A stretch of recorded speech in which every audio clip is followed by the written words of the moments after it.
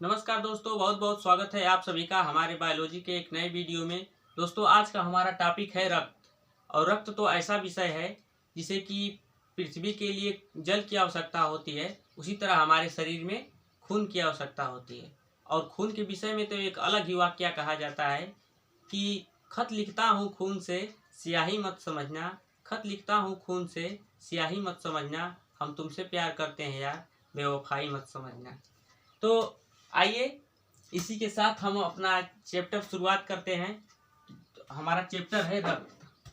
और रक्त जो होता है हमारे शरीर में वह क्षारीय होता है।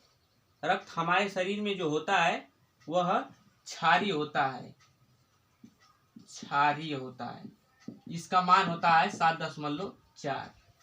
और इसकी एक निश्चित सीमा होती है, यानी अलग अलग वजन के हिसाब से हमारे एक स्वस्थ मनुष्य के शरीर में मान लिया जाए तो एक स्वस्थ मनुष्य के शरीर में जो है कि 5 से 6 लीटर तक रक्त पाया जाता है।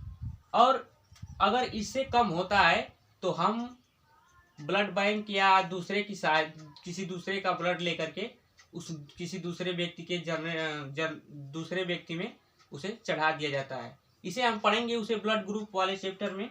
और आप जान गए होंगे कि रक्त का क्षारीय मान जो होता है, यानी जो पीएच मान होता है वह क्षारीय होता है। और 7.4 इसका मान होता है।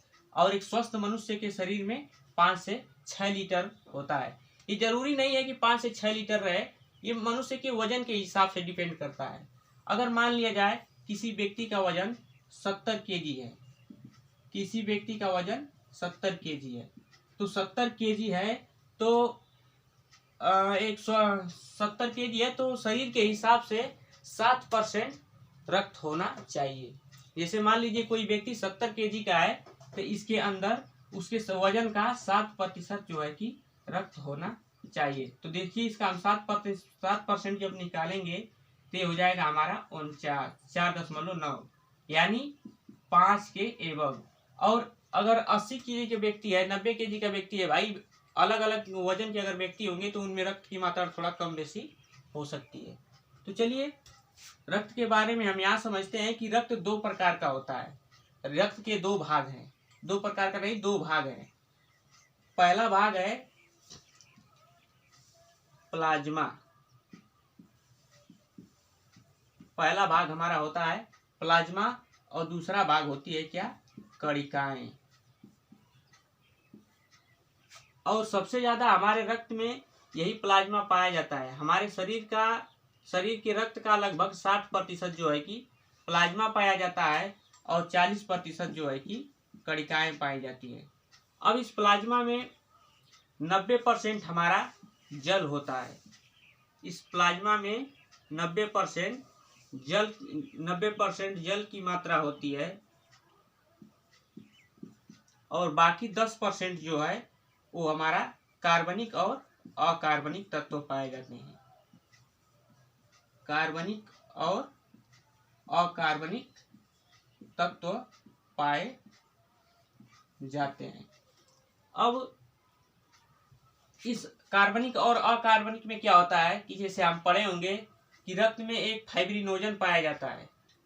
फाइब्रिनोजन जो हमें विटामिन के से मिलता है, वो फाइब्रिनोजन, एल्बुमिन, प्रोथ्राम्बिन जो रक्त को जमाने में हमारे ब्लड की सहायता करते हैं। जैसे कहीं कट गया मान लीजिए तो रक्त बहने लगा, तो आप देखते होंगे कि कुछ समय बाद वहाँ पे रक्त जम जाता है। और कुछ लोगों में नहीं जमता है तो उसे हीमोफीलिया रोग कहते हैं, ठीक ना। तो उसे हम पढ़ेंगे। फिलहाल यहाँ पे समझते हैं कि कार्बनिक और अकार्बनिक तत्व। फाइब्रिनोजन पाया जाता है दोस्तों रक्त में, जो कि विटामिन के की मात्रा से हमें मिलता है और वही हमारे रक्त को जमाने में सहायता करता है। और उसी फाइब्रिनोजन को अगर निकाल दिया जाए रक्त से तो हमारे डॉक्टर क्या करते हैं, जब हम बीमार पड़ते हैं तो ब्लड की जांच उसी तरह से करते हैं। हमारे शरीर से रक्त की मात्रा निकाल लेते हैं और उसमें से प्लाज्मा निकालते हैं और प्लाज्मा में से फाइब्रिनोजन को निकाल देते हैं। तो हमारे शरीर से जो भी रोग होता है वह पता चल जाता है।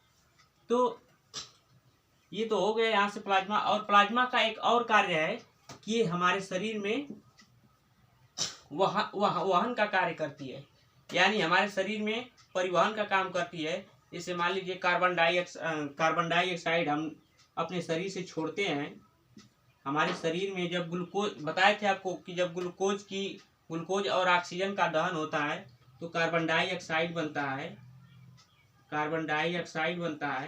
तो इसको शरीर से बाहर निकालना और ऑक्सीजन को पूरे ब्लड के साथ शरीर में ले जाना, ताकि इसमें 90% जल होता है और जल का काम है परिवहन करना। तो रक्त परिसंचरण के माध्यम से ये करता क्या है कि कार्बन डाइऑक्साइड को तो हमारे शरीर से बाहर निकालता है, और जो ऑक्सीजन होता है उसे हमारे शरीर की सभी कोशिकाओं तक पहुंचाता है। और इसके साथ साथ आपको हम बताएंगे कि हमारे शरीर में इसके अलावा दो चीजें प्रवाहित होती हैं। एक होती है, ये तो हो गया कार्बन डाइऑक्साइड यानी वायु हो गई, और दूसरा हो गया क्या, हार्मोन्स। यानी हमारे शरीर में तरह तरह के हार्मोन्स स्रावित होते हैं, हमारा शरीर स्रावित करती है। और इन हार्मोन्स को भी स्रावित करने का काम कौन करता है, यही प्लाज्मा। यानी हमारे शरीर में रक्त का अधिकांश काम जो है कि यही करती है प्लाज्मा हमारे शरीर से कार्बन डाइऑक्साइड का उत्सर्जन भी कराती है, ऑक्सीजन को ग्रहण भी करती है, और हार्मोन्स को प्रत्येक कोशिकाओं तक, हर एक अंग तक पहुंचाने का भी कार्य कौन करता है, यही प्लाज्मा। और प्लाज्मा में जल की अधिकता होने के कारण जब किसी को ब्लड डोनेट किया जाता है, यानी जब किसी दूसरे व्यक्ति को ब्लड चढ़ाया जाता है, जैसे मान लीजिए छोटे बच्चों को ब्लड चढ़ाया जाता है, तो उसमें से क्या किया जाता है कि ये जो कणिकाएं होती हैं, इनको अलग कर दिया जाता है, और छोटे बच्चों को अधिकांशतः यही प्लाज्मा डोनेट किया जाता है। जैसे हमने किसी अस्पताल में गया और अपना ब्लड दिया, तो उस ब्लड को लेकर के ब्लड बैंक में रख करके और दूसरा ब्लड जो है कि देते हैं, और उसमें जो कि प्लाज्मा केवल होती है, उसी प्लाज्मा को बच्चों के अंदर डोनेट किया जाता है। तो उम्मीद है कि ये रक्त का जो पहला पार्ट है ये समझ में आ गया होगा। वीडियो ज़्यादा लंबी हो जाएगी, और इस वीडियो को हम यहीं पे समाप्त करते हैं, और अगले चैप्टर में हम पढ़ेंगे कणिका के बारे में। नमस्कार दोस्तों, अपना प्यार बनाया रखिए और मुझे अपना आशीर्वाद देते रहिए। थैंक यू, धन्यवाद।